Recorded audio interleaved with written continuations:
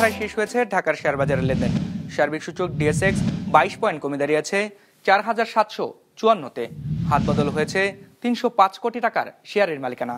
লেনদেনে অংশ নেওয়া প্রতিষ্ঠানগুলোর মধ্যে দর বেড়েছে 71টির, কমেছে 258টির, আর অপরিবর্তিত রয়েছে 69টির দর।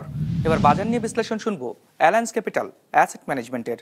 আজকে মার্কেট বিয়ারিশ সেন্টিমেন্টে ক্লোজ হচ্ছে।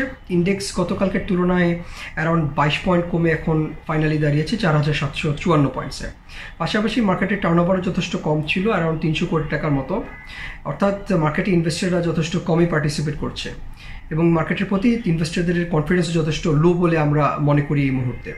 পার্সেন্টেজের দিক থেকে আজকে 18% কোম্পানির প্রাইস বাড়তে দেখা গিয়েছে, কমেছে 65%, এবং অপরিবর্তিত ছিল মাত্র 17% কোম্পানির প্রাইস। সেক্টরের দিক থেকে আজকে সবচেয়ে বেশি টার্নওভার ছিল ফুড অ্যান্ড অ্যালাইড সেক্টরে, ফলোড বাই ব্যাংকিং এবং ফার্মাসিউটিক্যাল সেক্টর।